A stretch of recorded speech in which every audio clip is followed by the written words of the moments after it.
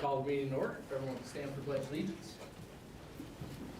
I pledge Allegiance to the flag of the United States of America and to the republic for which it stands, one nation, under God, indivisible, with liberty and justice for all.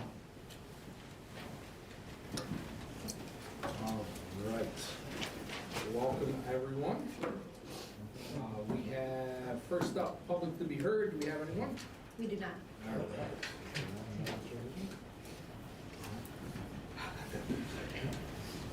All right, we're going to go to the good news portion, and we have a couple different things here. First off, from Jackson, we have Mrs. Lawton, our assistant principal.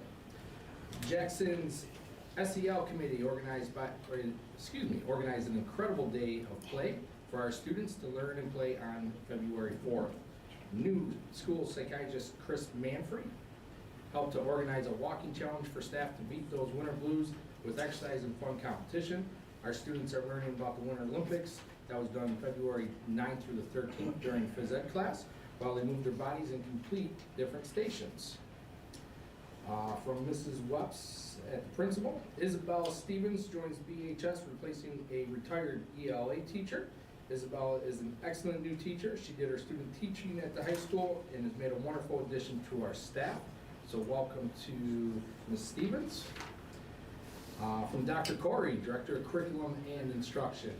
On January 30th, several new vertical professional leadership teams met for the first time. The goal is to improve instruction in key areas by bringing together key stakeholders. Kudos to our new PLT leaders who thoughtfully planned a productive day. Allison Dunn and Marie Bigsby, Trisha, is it Livergood? Yep. Livergood, Jen Sloan and Lisa Robinson, Wendy Malone and Mr. Reed. Together we'll make important decisions to improve our learning. Our art teacher, Amanda Antonucci, Batavia High School advanced art students are having an expedition of their work at Go Art from the 6th through the 25th. So there's a couple days left to stop and Go Art and see our students work there. And then from our UPK team at Robert Morris, we're incredibly grateful for Mark Marabella, Tim Barone, Howie Weirda, and everyone from maintenance who have done such a tremendous job taking care of us in our building every day, but especially during the ongoing renovations. We're lucky to have you on the team of Robert Morris. And that's got to be a challenge for them going around all the construction right now. So thank you for all the good news. There is more to be shared, so feel free to log on and take a look at that. All right, we have our first presentation today. It'll be Mr. Lang for our budget overview.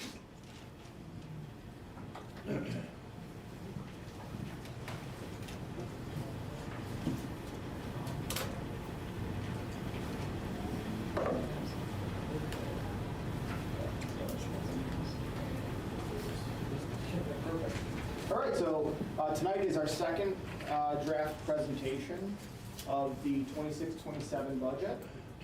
So we're getting some more in-depth picture on revenue and diving deeper into the expenditure or appropriation side of the budget. So today we're going to look at any revenue updates from the prior presentation that we had back in January. We're going to look in areas and focus on areas of special education, instruction, and benefits on the appropriation or expenditure side of the budget. We're going to look at some changes there. And then we're going to look at an overall draft summary and answer any questions you may have about any of the information you see. Just to recap our budget calendar, January 26th, we went over operations, maintenance, debt, transportation, and a preliminary revenue projection.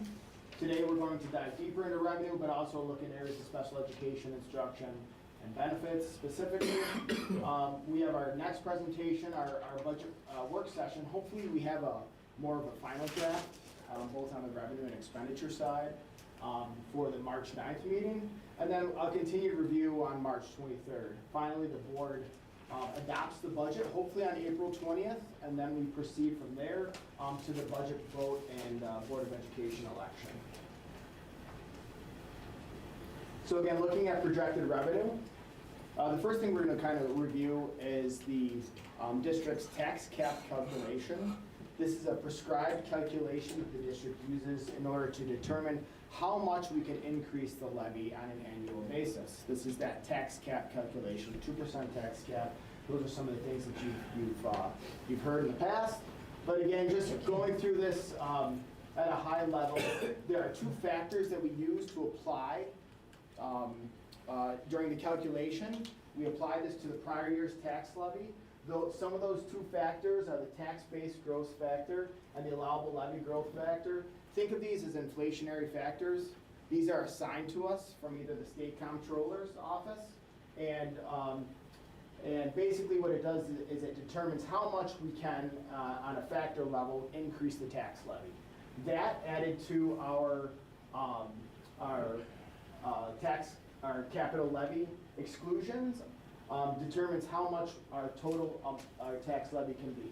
For this year, we can increase it to 2.8%. That's the maximum we can increase this year to be compliant with the maximum allowable tax levy calculation.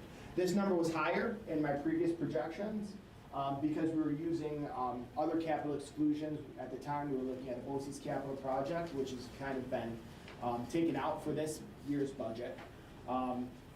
More looking towards next year. Taken out, I mean, in the grand picture of things. Yeah. In the grand scheme of things, you're still planning to do a project, but it's not gonna. It's not going to impact next year's budget. Correct, absolutely, yeah. So the capital exclusion isn't going to impact the tax cap. On the revenue side and on the expenditure side, there's not going to be any associated charges or debt incurred as a result of that project for the 26-27 school year. So that's one of the things that we'll highlight later on. But again, so we could increase the levy by $583,194 for the 26-27 school year. Now, moving forward throughout the budget, I've put 2% as a placeholder in the budget on the revenue side for a tax levy increase. So we're well within the 2.8%. Again, last year, the maximum allowable tax cap was 2.22%. This year, it's 2.8%. And for the purposes of this draft of the budget, it's 2%. 2% increase in the tax levy. This is just a summarization chart of the historical tax levy increases. This looks at a 13-year history. So as you can see, for the 26-27 school year, we're proposing a $415,000 increase in the tax levy, which brings our tax levy to $21,206,678. That's a 2% change in the tax levy, as I mentioned before. But as you can see, these are our historical actual increases in the tax levy. So our 3-year average is right around 2.16% increase in the tax levy. Our 5-year is 1.7%, and then so on, down to our 13-year, which is just over 1.2% increase in tax levy over the 13-year period. And Andy, so the board understand, or not understand, but can see the whole picture. How much additional revenue do we bring in if we raise the taxes by 1 more %? Yeah, great question. So, yeah, great tee up. So this chart shows what the actual impact of the percentage increase in the levy. So you can starting off with a 0.5% increase all the way up to the cap, which is 2.8%. So you can see how that really impacts the tax levy. So each percentage, for 0.5% would be 103,000, 0.75 would be 155,000, et cetera, et cetera. So you can see that. Right now, like I said, we're proposing within our revenue side of the budget a 2%, which is a $415,000 increase in the tax levy. So other component, major component of the district's revenue side of the budget is state aid. This is our single largest portion of the revenue, comes from state aid. Well over 60% of the total revenue comes from the state aid that we receive from the state. Foundation aid, we're projecting about a 2.9% increase in foundation aid. So, not insignificant, but certainly, won't cover many of the increases that we're going to show on the expenditure side of the budget. Building aid, we're looking at quite a significant increase, about $720,000. This is in response to the district starting to generate building aid as a result of finalizing some projects, mainly the 2020 Vision Capital Project. So we're incurring debt for that project, but we're also incurring additional building aid. So you'll see that both on the expenditure side, you'll see our increase in debt service, and you also see the increase in the building aid as well. Transportation aid, I know you've all heard this before, but we did settle several new contracts in prior years, so our expenses have increased on the transportation side. So I am anticipating some additional transportation aid. The district receives about 90% transportation of all our transportation costs back in transportation aid. So we are going to see possibly an uptick in transportation aid. And then private and public high cost, excess cost aid. This is aid that is derived from students who are attending outplacements, such as like BCSD or Mary Curiola, some private placements. So these are students with special needs. We pay tuition to those other schools, and then as a result, we get a portion of that in return in state aid. This again will drive further conversation on the expenditure side of the budget, because what we've been seeing in the past couple of years is kind of an increase in those outplacements for students who are receiving special ed services at other schools besides the table. All the other aids relatively unchanged. Our BCSD spending has increased a little bit in prior years, so again, that's why we're seeing an uptick in BCSD aid as well. So on the local revenue side, so this is a smaller portion of aid that are of revenue that the district receives, but it is from some of these other categories of revenue. Again, some adjustments, but relatively stable. We are anticipating some pilot agreements expiring, so we're going to anticipate a little less on the pilot revenue side. Pilots are payments in lieu of taxes, so we have agreements that certain entities and certain properties are exempt from property taxes, and in lieu of that, they provide us a payment. So when those agreements expire, that revenue then is reduced and they go back on the tax roll. Interest and penalties, again, this is for penalties that are derived from late payments for property taxes. That's relatively stable. Utility tax, again, is based on utilization in the area for utilities and the tax associated with those. Again, that's just a historical trend. We're showing just a little decrease in that as well. So we're trying to account for that on the revenue side. Interest and earnings, as I'm sure you're all aware, interest rates had been kind of very high in prior years. We are showing that they're tending to now lower, so we want to make sure that we're accounting for that on the revenue side of the budget as well. And then finally, just all other revenues, sales, scrap, again, just a slight reduction as well. So again, a lot of these are based on trend analysis and prior years, but a lot of them are based on actual unknowns. The final portion or component of our revenue side of our budget is how much we are utilizing in appropriated fund balance and reserves. So this is how much we're taking out of our savings account to balance the next year's budget. During the long-range financial plan, we talked a lot about our plan for appropriated fund balance and wanted to make sure that it doesn't increase above 4% of the following year's budget, which certainly within this draft of the budget, we're proposing $2.5 million of appropriated fund balance, and that represents just about 3.75% of the total general fund budget for 26-27. So we're certainly within that 4%. It's certainly a great thing to continue to happen. We are showing the utilization of two of our reserves.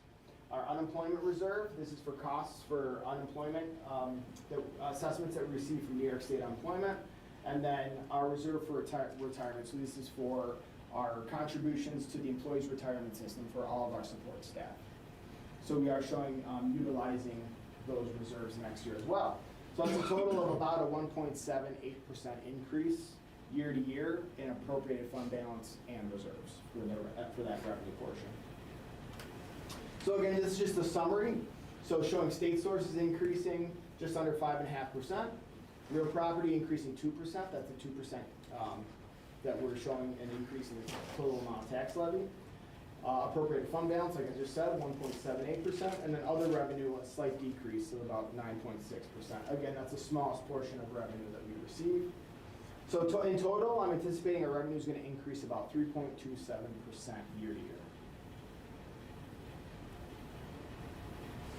So on the expenditure side of the budget, so one of the largest expenses that we're going to incur for next year is a significant increase in health insurance costs. The Genesee Area Healthcare Plan Board just approved a rate increase for 26-27 school year of 30%. So that's a huge number for a large portion of the district's budget. Obviously, health insurance costs have always been a larger portion of the district's budget, but this will really kind of impact the district's general fund budget. And I'll put you on the spot for a second. Yeah. I don't know, that's fine. What was the increase last year? Do you The recall? increase last year, I believe, was 12%. Thank you. So like I alluded to prior, we are seeing an uptick in the number of special education outplacements. So again, that is a cost initially to the district. We do receive some aid back on it, but again, we want to account for that in the general fund budget, so we have some sort of contingency. You know, it wouldn't be out of sorts to have a student move in that may cost us $50,000 to $100,000 for an outplacement tuition. So we want to make sure that we're accounting for that the best we can. So we have made arrangements and provisions within this draft of the budget to increase that so that we're accurately accounting for any potential placements and outplacements. We have a relatively small increase in foundation aid. So that certainly impacts the revenue side of the budget. It could be worse. I know some districts were held harmless and didn't see an increase as much as we did, but it's certainly still not enough to cover a lot of the increased costs, especially with health insurance. We have accounted for potential settlement agreements for our collective bargaining units. We have 3 that are currently being negotiated, so we wanted to make sure that we made provisions within next year's budget for that. In our first draft of the budget, we had an addition of 12 FTE positions that we had listed. We have since taken those out of the budget, so there's no additional, the draft you're seeing right now are no additional staff at this point, no additional instructional staff. And then you can see crossed out that BCSD capital project. Again, as Mr. Smith spoke about earlier, that's not going to have an impact in the 26-27 school year, so we're not accounting for it on the appropriation side and also not accounting for it on the revenue side as well. And then finally, we are transitioning some of our communication services to BCSD, which is also a reduction in the general fund budget as well. Here's just some general statistics. Again, you can read those on the screen, but so we have a grand total of about 481 active regular employees. This doesn't include coaches and substitute teachers and things like that, but these are active regular employees. So our current draft budget for the 26-27 includes over $30.5 million in salaries. So a significant portion of our budget in salaries, and then accordingly $15.3 million of that is benefits. So that's FICA, health insurance, workers' compensation, unemployment, all of those are considered in those $15 million. So in total, salary benefits, almost $45.9 million of our total budget is just in salaries and benefits for our employees. That represents 68.6% of the total general fund budget. So you can see like an impact of 30% on health insurance is significant, and obviously any other collective bargaining agreements is certainly impactful when we're building the general fund budget. So looking at the instructional summary, I'm not going to go through all of these. I'm just really going to highlight some of the areas. Curriculum development, we made some personnel changes in the curriculum office, so that was accounted for in next year's budget.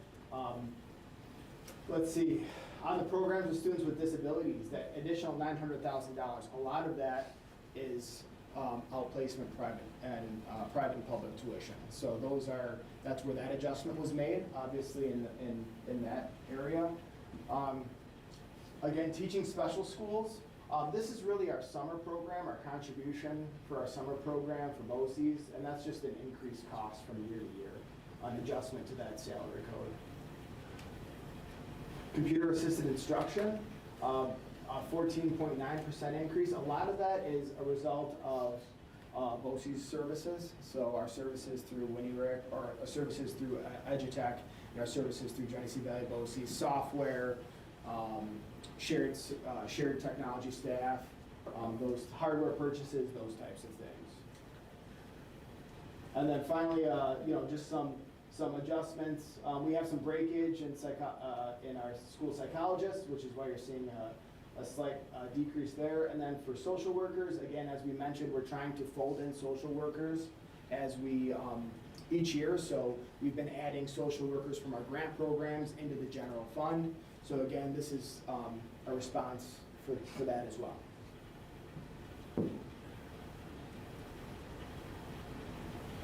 On the benefits side, so again, as we talked, certainly a large portion of the district's budget.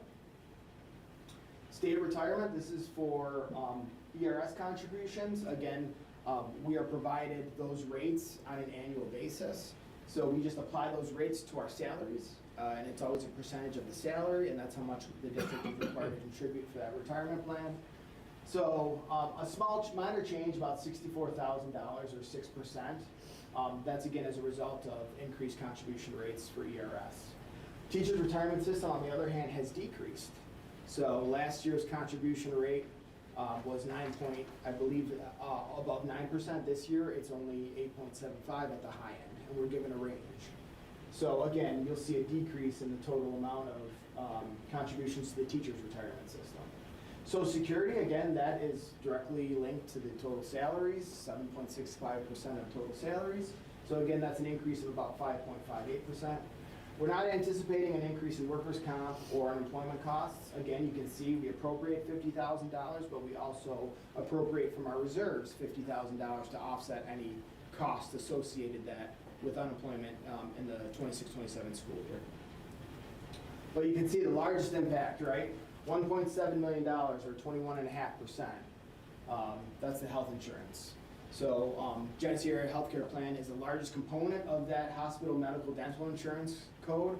So that's why you're seeing a 21.5% increase in that line.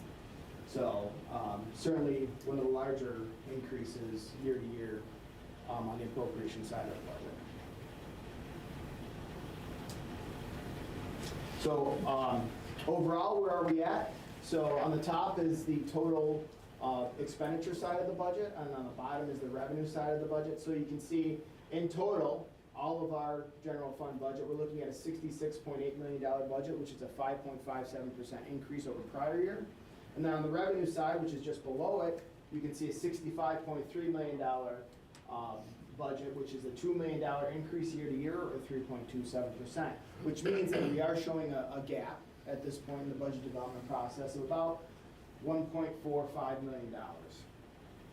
Mr. Smith and I and the administrative team are actively looking at both the expenditure and the revenue side of the budget just to see how and if we can close that gap prior to our next board meeting. But it's certainly something that we're going to continue to work on and develop as we move through the budget process. So in total, this is just a boilerplate summary of the proposed budget at this point, the second draft of the budget. Again, 66.8, that's a 3. It includes a tax levy increase of $415,000 or 2%, which is below the amount that we could increase the levy to, which is 2.8% or $583,000. So from that, any questions? Go ahead. So you're saying without adding any additional employees and with the cost of insurances going up and all the things that you just explained, that the base is 2% for the tax levy? That's what I'm using. It certainly can go up to a maximum of 2.8%. Yeah. Or it can be whatever figure the board is comfortable at using as a revenue figure. Okay, so with this gap, how do you anticipate closing this gap? Yeah, so it's going to be a continued look at the revenue side of the budget. Mr. Smith and I had a long conversation about this today. The revenue side of the budget, we have a pretty good picture on state aid and the other revenue sources. So The only other area you can really adjust on the revenue side would be the tax levy, but obviously within the 2.8% cap. You couldn't really go about that. On the expenditure side of the budget is we're gonna have to do some more work on. So we're gonna have to look at areas where we could possibly cut or reduce. And that's either tightening up any contingency that we have. The problem that we have is if we get into this mode of continually, what I call pulling safety levers or pulling levers within the budget and reducing any and all contingency, you become susceptible to, possibly deficit spending, right? If you're spending over what the total amount of the general fund budget is, and we can't do that. We don't want to do that. So we want to make sure that we're accounting for as much as possible in the general fund budget to account for any contingencies. But we're going to closely look at that, and I'll work closely with Mr. Smith. So the other way the gap can be closed, in addition to, if you want to go above 2%, that's what we kind of talk about here tonight or next time we gather. The other option would be he's going to go to the reserve slide. I bet. Yep. Yeah, he's going to show you that one, and that's another option too. So there is some room there. I wouldn't recommend much more than what we're doing now, but that's another option as well, or some combination thereof. If you want to go somewhere between 2 and 2.8% is an option. Obviously, the higher you go on the levy, it closes the gap, but it's also an impact on our taxpayers as well. Yeah, absolutely. So you could look at the amount of appropriated fund balance. So that's the amount, again, that we're going to use out of our savings account to balance the general fund budget. The concern with that is this sustainability of continually dipping in to appropriated fund balance to try and balance the budget. Because again, that can get you in a situation where you're deficit spending, where you're taking from your savings account to pay for your bills. And we certainly don't want to get in that scenario. Is that the reserve balance right there? Is that? No. These are the estimated expenses that we are having. So what is the reserve balance? So yeah, the reserve balance that we have for reserve for retirement is much more than $1.1 million, and I can show you all of that in our reserve plan. I don't have a slide on that right now, but we do have balances in excess of what we're appropriating. The goal would be to sustain those reserves, so we want to, at least if we're using any of these reserves, we want to replenish that with any surplus at year end, so that we can maintain a balance in those reserves. The concern would be if you continually dip in those reserves, you may be able to do that for 3-4 years, but then that well will eventually run dry, and you don't have that revenue source to balance your budget. Right. Yeah, but you're looking at a $1.4 million gap here. Yeah, so ideally what we can do is look at maybe on the expenditure side, some of the annual expenditures that we can pull out, like possibly equipment, something like that. But again, those can only be done once or twice, and that's why I'm talking about those levers that we can pull until you get to a scenario where you can't cut anything more. Okay. So another question I have, the 68.6% of the budget is salary and benefits. How does that compare to like other districts? Like, would you know that, or? Yeah, I'd say it's probably in alignment, right? We're in the human business, right? Where our product is well-educated students, and as we need teachers and we need support staff to be able to do that. So we're not a production, we're not a company, we're not making anything except for, well-rounded students, and we need people to do that. So I think that's certainly It's going to come down to, like, if you only have time, it's going to come down to 2 or 3 levers. I used to use the word levers too. The tax levy, the reserves, and then expenditures. And I think between those 3 levers, that should help us close the gap. Yeah. But we need some direction on the board as to far. We don't need to settle it now in terms of the tax levy. We can go, you can go as high as you want. You can go higher than 2.8, which I do not recommend. That requires a supermajority. Just for the record, you can't do that. I'm not recommending that. But you could go as high as 2.8 and still just require a simple majority. You could go less than 2. You could go a range between 2 and 2.8. Obviously, the less you go, the impact on the gap. Yep. Yeah, and I think as we continue on the budget development process, we'll do our best to close that gap before our next presentation. Well, I think what might be helpful is at the 2% tax levy, what that is per $100,000 assessed value versus 2.8. You know, the increments up to that point so that people can actually see, well, you know, that's not that much money if we go to 2.2 or 2.5 or whatever. Sure. And see where they, you know, Right, because that's their bottom line is how much Yeah. more they're paying in taxes. Exactly, yeah. My only concern with, and I say this because we don't necessarily know for sure what assessment levels are going to be or equalization rates, so I can certainly make assumptions. Yeah, assumption. And that way you can compare apples to apples. Yep.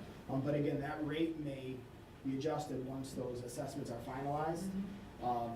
But I can certainly make some projections. But on I that, thought, absolutely. I read in the news that Batavia City was doing 100% evaluation on taxes this year again.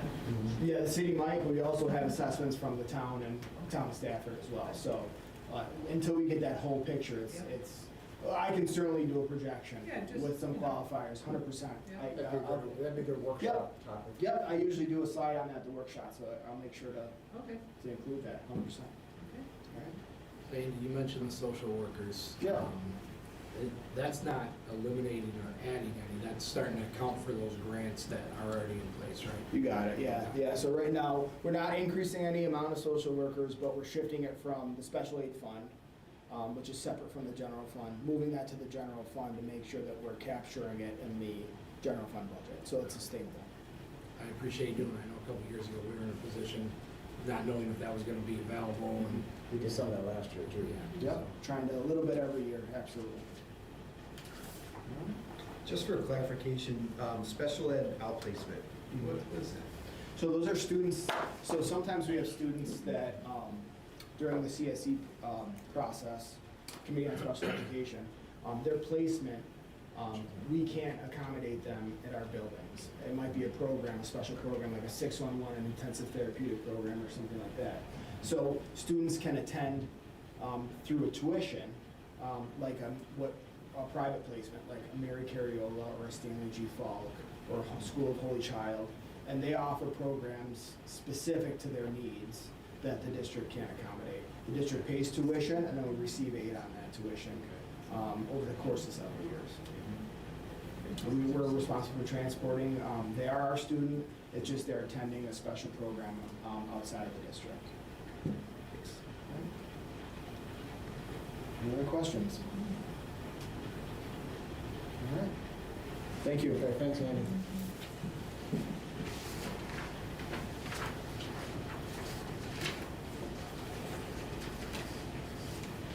Anything else going on here?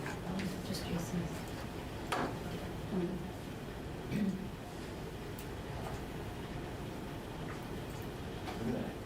Thank you. All right, Mr. Lang, not that your report wasn't fun, but we're gonna bring up Eli, so hopefully he has a little bit better report for us here. That's okay. Rehearsals continue for the school production of the musical Anastasia. Opening night is set to be March 6th at 7 p.m. Rock band as a concert, March 18th at 7 p.m. And then Batavia High School will be hosting the All County Music Festival, March 20th and 21st. Rehearsals for Miss Batavia are in full swing with the show scheduled for March 27th. And then in sports, Batavia boys basketball will play in the first round of Class A sectionals on the 24th, where they host 12th seeded Greece Odyssey. Girls basketball plays at School of Arts in sectional play. Unfortunately, B&D lost in overtime to the number 2 seeded Victor. The ski team competed at sectionals with 2 athletes finishing in the top 20. And then the boys and girls indoor track team both won their sectional meets on Saturday, with several athletes winning individual sectionals as well.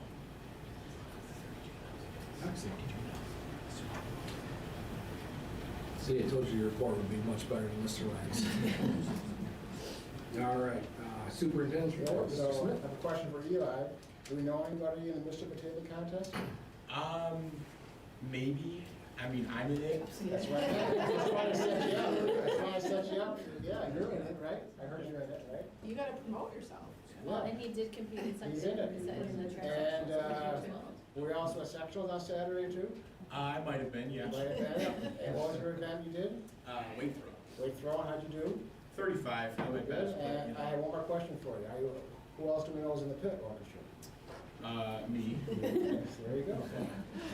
All right, very good, thanks, Eli. I want to just recognize, we had a conference day at the end of January. Dr. Muhammad was here. It was very well received. Alison Bennett was able to attend. I'll put her on the spot in a minute. But before we do that, I want to have Dr. Corey just kind of explain some of the highlights of the day. There you see him meeting with some of our teacher leaders. They're called our Guiding Coalition. It's a term we use in the PLC lingo. He had some breakout sessions with them. And in this you see here, he was with the entire faculty and staff.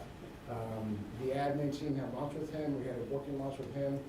His presentation was highly engaging. Dr. Corey did a survey. She can share with you some of the highlights of the day. And I have a handout of the comments that we collected that are in my office, so I'll get them to you. I thought that it was a really good overall day, and the feedback was very positive. Every person in our district learned what this PLC initiative is about from an expert, and I thought he was very compelling. He had really good statistics and stories that were compelling, that connected to what we do here in Batavia. When he met with the Guiding Coalition teams, those are teams that know a little bit more about the process.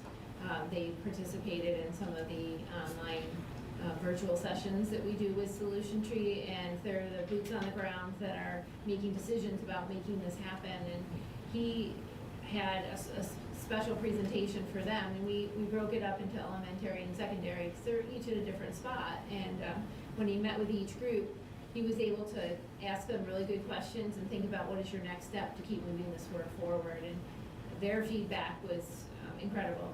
They felt like it really helped them to see what they can do next and how they can truly work as a team. One of his big messages is that it's not my initiative, it's not Mr. Smith's initiative, it's not a teacher leader initiative, it's everybody's. And as that leadership team works together, they're all leaders in making this work happen. Allison, anything you want to add? You were there for the morning. Well, he was a teacher for so many years prior to this program that he's out and about talking about, and I would have loved to have been his student. And he was very motivational, and not being an educator myself, I would have been highly motivated by what he had to say and all the things that he thinks about and started in his small community, the school that he represented as a teacher and whatever. So I can see why he's a very successful speaker. Yep. And motivational speaker. It was a very good day, and the momentum is still moving forward with that. Before I go on, I just want to recognize David Lowry's here from NISBA. You always see his cards. He's here to visit us. Anything you'd like to add on behalf of NISBA, Dave? No. Okay. Preschool updates, we're still working this through. We're making some progress there. We had made some requests to change some models to the state. That's in progress. If approved, this will at least, we'll have a reduction of one full-time classroom. Not going to anything else to add to that, Molly? It'll help us to really be efficient with the model. We know that we set the bar high with thinking that we could acquire 48 students for the total program. We haven't been able to do that since it started, so by changing the models, it'll just help us to reduce what we think is the right size for the students that are needed for us and for the county. Some of what's happening now, like in real time, some will have it in place next year as well. So we're now relying on the general fund to support this. So that's some good progress there. I think this was mentioned in the previous comment. We have the good news. I went to the art show 2 weeks ago at GoArt, and it was really impressive. I have to say, I spent some time with myself. I was there with our high school principal. They had very nice reception. It was very well attended, and the artwork was truly impressive. That's some of the artwork I saw there. There were some sculptures. It was a very nice event. Gordon made some comments, both Ms. Russell and I made some comments, there were several parents there. So the work that our students did at the high school level with our art teachers also were there was just really fantastic. So I left feeling very humbled and proud of our students. It's what they can offer. We had our annual special person dance a couple weeks ago, John Kennedy. That was always well attended. We track and field, Eli mentioned this, they're both a boys and girls team. I was there on Saturday night. There's our team, congratulations to our coach. I think it's like a 49th consecutive, 50 something. It's the 50th overall. So it was a very fun night. Next is state qualifiers on Saturday. We'll see how that happens from there. We also, a few weeks ago, recognized our summa cum laude graduates. There are the names up there, and our students who received honors that were recognized by myself and our principal and our counselors a couple weeks ago for our summa cum laude students. Out of that group, there was going to be a speaker selected to speak at graduation. A global day of play was last week. There's some shops around our schools. We let kids engage in old-fashioned play and no screen time. That was always a fun day at our schools. Valentine's Day for vets. I was here, Assemblyman Hall was here last week and spent some time with our students at Jackson, and Mrs. Nataro and her staff. He gathered some Valentines for vets, always a special event at our school. Capital project updates. We're making some good progress here. I just spent some time this morning at Robert Morris. I was there in the early morning and then in the afternoon. Teachers are busy unpacking. We appreciate having another day to have our classroom ready. Contracted at finishing up the final touches on that wing of the school. What you see there in the top left are the doors that have been installed at the high school. Top right, we added the fence at the Robert Morris playground. Bottom right are some classroom cubbies at the Robert Morris rooms, and then the bottom left is our security system, PA system, all updated at Robert Morris. My plan is to take you to Robert Morris in March at the March board meeting, and have you walk through and see the classrooms. The students will come back on Wednesday. The classrooms will be set to go, and then they'll be working in the other half of the school beginning this week as well. And anything I missed? No? So that's moving along, and we appreciate the support from the board and from our contractors and capital project team. With any project, there's headaches that happen. If you've ever done any home improvement, it's very similar to that, but on a much larger scale. So our kids will return on Wednesday with classrooms ready to go, with more time to work on Tuesday. The Winter Guard hosted their annual home show a couple weekends ago. I think the group came in second. It's a very nice show. There is a full video of the whole performance and video news service if you want to watch that. It's definitely worth watching, and they're still going through various competitions this season. Upcoming engagement with the board, we have the art show. I recommend you try to get to that before it closes on Wednesday. On Friday, I'll be on the radio with our cast from Anastasia. I think I usually bring 3 or 4 students to the radio. It'll be Friday morning. Of course, Anastasia is the first weekend of March, along with Eli. I'm looking forward to playing in the pit again as well. The rock band concert is March 18th. All County we're going to host here on March 21st, and of course, Mr. Batavia at the end of March. So lots of things happening. We also have our Music in the Schools concert, which I think is at the end of March, to celebrate Music in Our Schools. March is Music in Our Schools month, so we'll have our annual Music in Our Schools concert at the end of March. And I think that's it. Any questions? Okay. Thank you. Thank you. All right. Next up, we need a motion to approve the grouping of our consent items. Do I have a motion? So moved. By Mrs. Lundgren. Do I have a second? Second. By Mrs. Bowman. Any discussion? All in favor? Aye. Thank you. All right. Nothing is under old business. It brings us to our new business. First up, we'll need a motion to approve the annual district election, voter registration, and election inspectors items as listed. Do we have a motion? So moved by Mr. Schmidt. Do I have a second? Second. By Mrs. Lenve. Any discussion? All in favor? Aye. Next up is our approval for the 2026 board member nominations to the Board of Genesee Valley BOCES. Do I have a motion? By Mrs. Anderson. Do I have a second? Second? By Mrs. Benedict. Any discussion?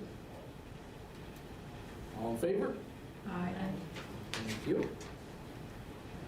Next up, be a motion to approve the updated 26-27 BCSD school calendar. Do I have a motion? So moved. By Mrs. Bowman. Do I have a second? Second. By Mrs. Anderson. What got updated on? Or is that just? That's, I'll show you, that's the next one. So, there's no update, this is the first read of the calendar, there's no updates to it, unless it changes, I think Okay. that's another next one. All right. So, this one is just, this calendar was unique, because this Labor Day is as late as it can be. So, with the cooperation of the BTA, we're gonna bring our teachers back early, so we can get our days in. We'll know with the calendar team, last week or so, you guys went there, was other members of the BTA, and we settled on that. We're gonna have 3 days in February as opposed to a week, and that gives us the ability to have off December 23rd for our families, and also the Monday after Easter. So, Any other discussion? Any other questions? All in favor? Aye. Next up, a motion to approve the 10 and 12-month 2026-2027 employee holiday schedules. Do I have a motion?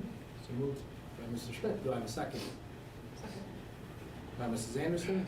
Any discussion? so the change here was to be consistent with the calendar. We're gonna allow our 12-month paid people to have the Monday off after Easter. We won't have school on the day we recognize Juneteenth, but we can have our staff work that day. The teachers won't be in session, the kids won't be in session. We'll honor Juneteenth, but we can treat it as a day of work. Obviously, our staff can take time off, but there was more momentum to have the Monday off after Easter as opposed to Juneteenth. School will not be in session. It'll run like a typical day, like we were all here last week during the February break and Christmas break. Because Juneteenth falls on Saturday, we're not obligated to have it. I think we should. Not every school's honoring it, but I think we need to have it on recognized Juneteenth. So it's just a flip flop that I made in cooperation with the associations. All right. Any other discussion? All in favor? Aye. Next up is for a resolution for the Board of Education approves the resolution to reopen Robert Morris School. Do I have a motion? So moved. By Mrs. Anderson. Do I have a second? Second. By Mrs. Lenve. Any discussion? Can you speak to the need for this? Yeah, so Yeah. whenever the district reopens a building, any school district in New York State reopens a building, we have to petition the state to officially reopen it and assign that district offense code. Now, the building was occupied with preschool and universal pre-K, but once we put a grade level, a Kindergarten. kindergarten in that school, we have to now officially, Oh. make it a K-12 public school building. So that is this resolution, and then there's an application that succeeds this resolution. So Is that's this the something first they step. can deny? It's I mean, in the, theory? yeah, in theory, it's the board's, Is that right? it's the Oh, board's no, right like to. you said, we have to petition the state. Yeah, well, yes, the state would Okay. deny This- that. I- We just want to make sure that we're providing all the It's a information. box It's of kind of checks. just a we can get- formality. It's a box of Yep. checks, we can get a code. Okay, Yeah, got yeah. you. I'm The like, state this needs is to not be something aware. needs to- Yep. Okay. Good question, though. I think, yeah. Yeah. That'll mess things up, wouldn't it? If They they can say- just walk in and be like, no, no, no. There goes the question. Yeah, and that also applies to reconfiguring grade levels, which is the second resolution here as well. Any other discussion on Robert Morris? No? All in favor? Aye. Mr. Lang's here. The next resolution is to reconfigure grade levels at Batavia Middle School, John Kennedy School, and Jackson School, beginning in the 2026-2027 school year to best serve the needs of the students. Do I have a motion? So moved. By Mrs. Benedict. Do I have a second? Second. By Mrs. Bowman. You want to just break that down again, so Yeah, so, who's in each building? yeah, so, this will be a test of my. Yeah, So, put you on the Robert, spot. okay, Robert Morris. Robert Morris isn't listed here. No, it's not. Is that because it hasn't been approved? No, Well, we did the resolution. We did the for it. resolution Yeah. initially to reopen Robert Morris Okay. at the So- grade level. Robert Morris is gonna house preschool, UPK, and kindergarten, early childhood center essentially. Moving to the south side, Jackson's gonna house grades 1 and 2. It currently houses grades 1 now. And kindergarten is going to be moved from Jackson to Robert Morris. Then moving to the north side, John Kennedy will house grades 3, 4, and 5. Fifth grade is coming down from the middle school. And second grade is going from John Kennedy to Jackson. The benefit there is fifth grade is coming back out of the middle school into a K-5 setting, essentially, a 3 through 5 setting. The middle school will become now what I call, for a long time, a true middle school, grades 6, 7, and 8. Fifth grade is coming from the middle school to John Kennedy, and high school is no changes. So that's the long and short of it. And it's, we're looking forward to it. We're going to be working with our teachers union again, transferring and having teachers assigned to the right spots, and we're excited about it. Any other discussion, questions? All in favor? Aye. Right. We do have other administrative reports online, so if you do want to review them, please log on and take a look at them. Next up is our board goal updates. Do we have any updates from, we'll actually combine the two. Any other comments from any of our board members? You know, Dan, you mentioned you had a great visit at one of the schools. Yeah, I was over at the middle school with Dr. Krein and spent a few hours over there, and I just took some notes. She's got a lot of vision, strong vision for over there, which was exciting to see, a lot of goals. She's doing a great job transforming the culture from really the top down. I mean, that's really something that she's pretty passionate about, from the teachers to the students. One thing she said is that she'd love for more board members to come and see all the great things that are happening there. I appreciated seeing so many students saying hi as we were just standing in the hallway. So many of the students were saying hi, Dr. Krein or Mrs. Krein, and just to see like their buy-in with her was really, really good. Just shows that she cares about them. It was obvious. I went into the shop class, and I'll tell you that is thriving. It was just really neat. I was in there before the students came in, and I can't recall the teacher's name. Mr. Cummings? Mr. Cummings, yeah, was just talking to us a little bit, and then we kind of circled back around and saw the classroom full and saw all these kids in action, and they're pulling out shelves and tables and all kinds of things that they made, and with just such pride. It was really great. She had mentioned possible need for another full-time teacher, not just part-time. Same with Charlie Voorhees. He's saying the same thing.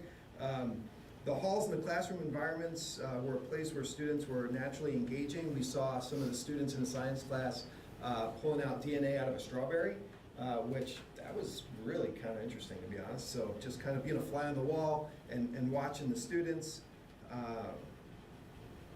She has a desire to create life within the hallways, just so that's not so institutionalized, walking through, having paintings on the walls that the students are creating and so on, just to bring from the classroom into the hallways, just bring the whole place to life. So anyway, she's doing a great job. It was just really, honestly fun to go in there and see all the action.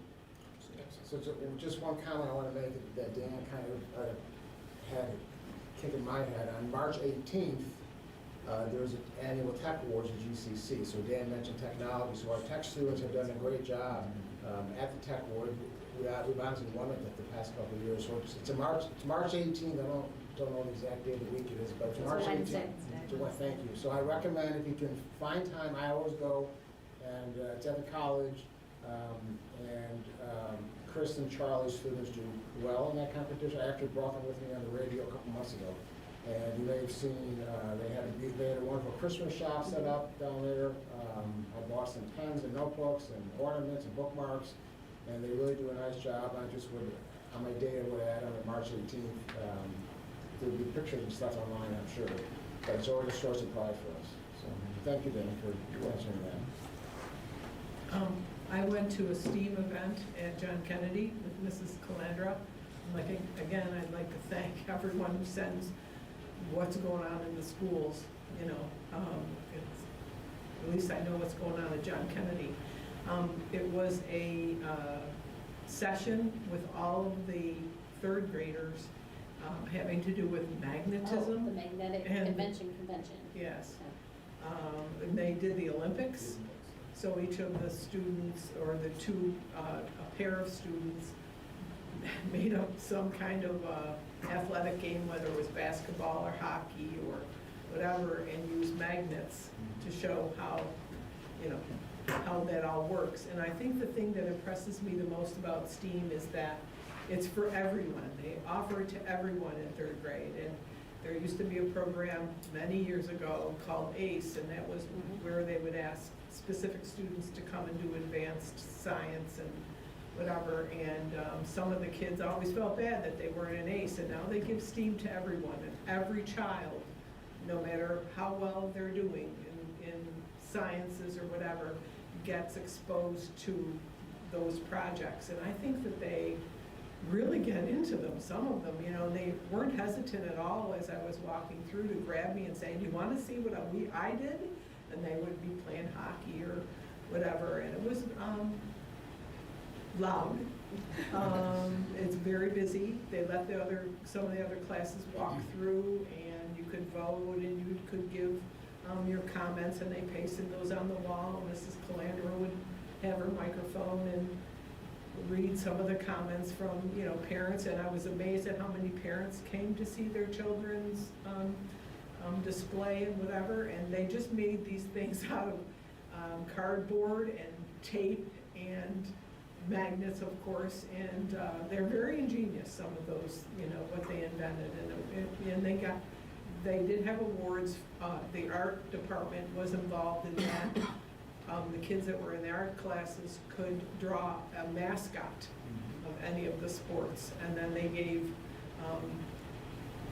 awards out to those. It wasn't first place or second place, it was, you know, just a mention that this child did this mascot and it was great and whatever, so for each of the classes. And it was a very interesting and engaging day, or time, 2 hours I was there, so. Excellent. Yep. Well, thank you both for sharing your visits. As a reminder, our goal this year is that each of us try to get one event within the district.